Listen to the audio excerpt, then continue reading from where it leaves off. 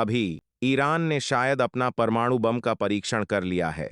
जी हां, पूरी दुनिया में यह खबर जंगल की आग की तरह फैल गई है और इसके केंद्र में है गैरांश। दरअसल दक्षिणी ईरान के अंदर स्थित है एक गैरांश इलाका।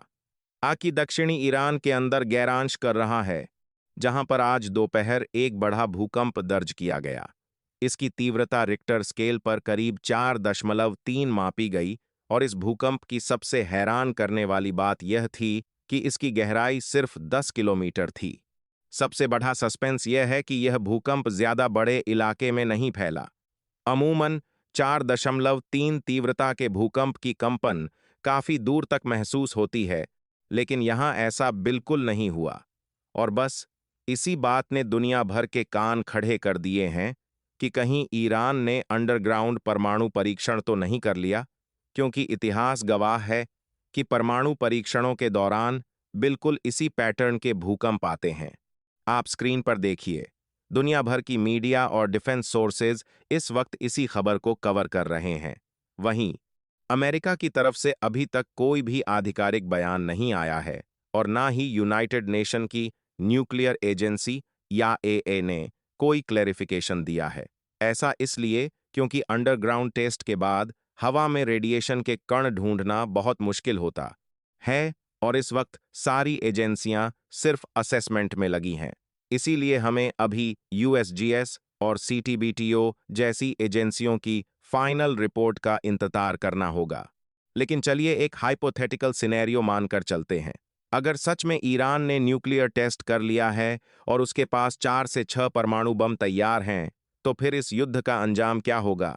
यहां से दो बिल्कुल अलग स्थितियां बनती हैं और इजरायल पहले ही साफ कर चुके हैं कि वो किसी भी कीमत पर ईरान को परमाणु शक्ति नहीं बनने देंगे, क्योंकि अगर ईरान के पास बम आया तो सऊदी अरब और तुर्की भी इस रेस में कूद पड़ेंगे और पूरा मिडिल ईस्ट बारूद का ढेर बन जाएगा।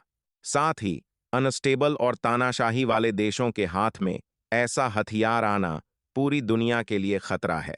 इसलिए पूरी संभावना है कि जैसे ही टेस्ट की पुष्टि हो, अमेरिका और इजरायल शुरुआती चंद घंटों में ही अपनी पूरी मिलिट्री ताकत झोंक दें, ताकि ईरान के हथियारों को इस्तेमाल होने से पहले ही नष्ट किया जा सके।